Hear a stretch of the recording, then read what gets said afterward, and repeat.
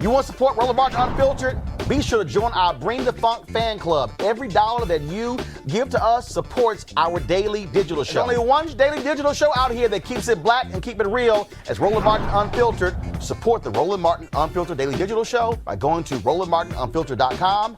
You can make this possible. All right, folks, two managers of a Buffalo Wild Wings in Illinois have been fired after a patron said they asked her group, which included black diners, to move because another customer in the restaurant was racist. Here, customer Justin Vahl described what happened. We're here to talk about the incident that happened Saturday, October 26th at the Buffalo Wild Wings, 79th and 79 and 59 in Naperville.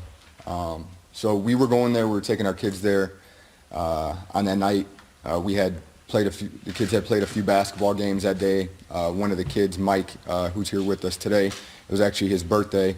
So after the basketball games, we had went to a fun center in Naperville, and then after that, all the kids were hungry, so we wanted to take them out to eat. So we went into Buffalo Wild Wings, and I was actually the first one to walk in the door. And as I walk in the door, I was greeted by the host, and the hostess came to me and asked me, "How many are in your party?" And I told them we have 15. So the host said, "Okay, let me take a second, walk over and get set up." So I originally had told them 15, and we realized we actually had a few more than expected, so we actually had 18. So I walked over to the host who was setting the tables, and I said, "Excuse me, we actually have 18." So I wanted to make sure that he was set up to accommodate us. So I walked back up to the front, and 1 or 2 minutes passed, and the host comes back up front, and he says, or he asked me, "What race are you?" So he asked me what race I was, and I immediately was appalled. I was astonished. I was in a restaurant trying to take my family, our friends and kids, to a restaurant, and I was being asked what race I was. So I was immediately astonished. I was even asked this question, but I responded, "What does that matter?"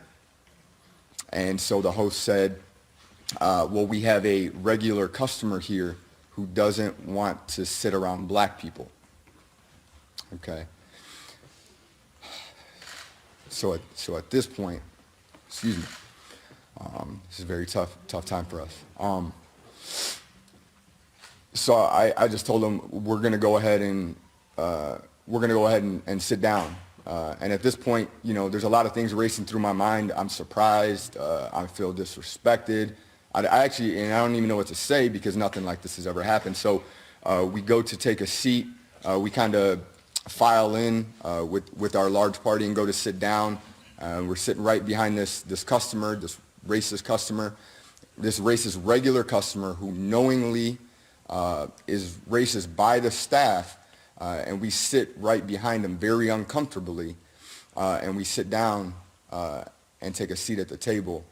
And at this point, this is where I shared with Marcus and the rest of the adults kind of what was going on, and they were immediately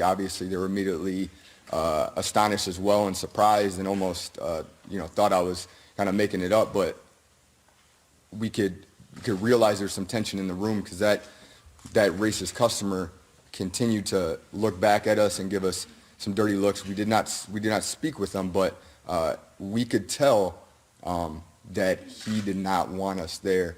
Us being blacks, biracial, just a very unique and diverse and happy group. And obviously this bigot of a customer did not want us sitting there in a public establishment where we were wanted. So then a couple minutes went by while we were sitting there waiting, and one of the managers came over to us. This gentleman came over to us, and he says, speaks to Marcus and I, and comes and kneels down at the side of the table and says, "Excuse me, but we're going to have to move you guys. This table is reserved." Well, those two managers don't have a job, Jason. Yeah, and they shouldn't. I mean, it's almost mystifying that somebody who works at an establishment and is the manager would be so stupid. I mean, this is almost like I mean, have they not heard of Rosa Parks? Or like it's the stupidest thing that I've ever seen. You know, someone who is manager at an establishment do. You would think that they would know better. Like I can't even imagine it. Well, they don't. I can. They don't. I don't think they would know better. I mean, this is something clearly that has been condoned. The fact that they know they were able to identify that their regular customer was a racist. So that's problem number one. I dig that, but my thing is, I mean, we saw the Starbucks thing pop off, which was far less than this. But no one thinks it's going to be them, aren't though. going to be that stupid. No one thinks that they're blatantly say, I'm with Roland on you that. can't be here because you're black, so we're going to move you for the convenience of this because customer. you don't That expect is anyone. crazy. You don't expect any noise to come out of it. I can assure you that this family, they're not the first family or person or a person of color that this has happened to at that restaurant. The fact that they knew that they had a racist, not someone that they suspected to be a racist. Clearly, this is someone that they knew was a racist. And the only way that you know that that person is a racist is because you've interacted enough with them to say definitively, okay, well, and to have the cojones to tell someone, you know, first of all, ask them about your race. I mean, I don't even know. Yeah, that's weird. As if they look Swedish. I don't know. I mean, you had I guess party of 18. Yeah. You're gonna get more money from them. Yeah. Like it. But they've done it before, But that's not the though. point. They've done it before, and I'm glad that they've been The point is, you got two managers who got no problem making the racists feel comfortable, Kelly. No, I mean, It doesn't make economic sense. no, but racism doesn't make sense. Okay, racism never made economic sense. Right. I disagree with that. I think racism has made economic sense. No. What I mean is the amount of time and energy put into that, and also the denial of income as well. So the bottom line is, look, the amount of money that was actually spent to keep schools closed. Hell, white kids weren't even going to school. Bottom line is, folks have been stuck on stupid, but this is a perfect example of when you're comfortable with racism, you want black people, Kelly, just to accede to their demands. And to Jason's point about, you know, racism being economically beneficial, it's only up until a certain point anyway, because at the end of the day, like you said, the structure itself is just not sustainable on its ideology alone. You have to put in extra effort, extra time, extra anything to go above and beyond to be that stupid, which is exactly what you see here. It's like they had to lie and say that there was another party that was larger than theirs by one person. By one person coming. So that's why they had to move. When everything else failed, when common sense failed, they had to be even dumber to cover up the dumb thing that they were doing. So it's just not sustainable. The damage had been done. And did I hear him correctly when he said that they asked when they went into the restaurant what their race was? I think they were like about to sit down or something. Yeah. I think They asked the roof would have been off the restaurant when they asked me that question. They probably would have had to call the police there at that moment where they asked me what my race was. Let me say it again.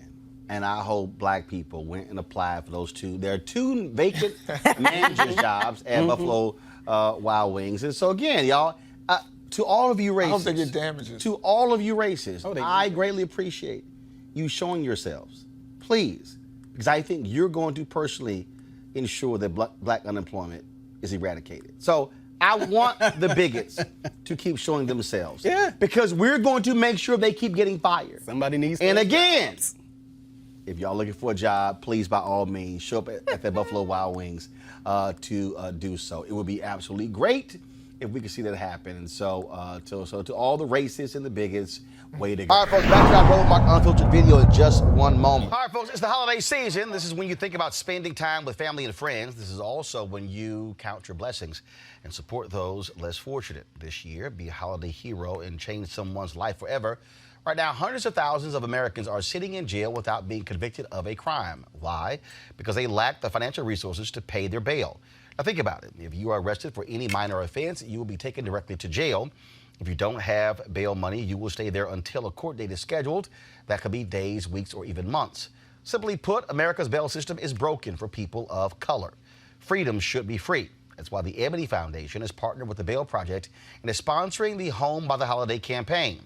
The Bail Project has helped bail out thousands of people over the years, and with your help, they plan to get 1,000 people out of jail by New Year's Day. And that, of course, would be a great holiday gift for many families. A donation from you today can change someone's life tomorrow. Now that you know the people of color represent upwards of 90% of the jail population across the country. Now, without bail, nearly 90% of those charged with misdemeanors pled guilty. Now, however, with paid bail, less than 2% receive the jail sentence.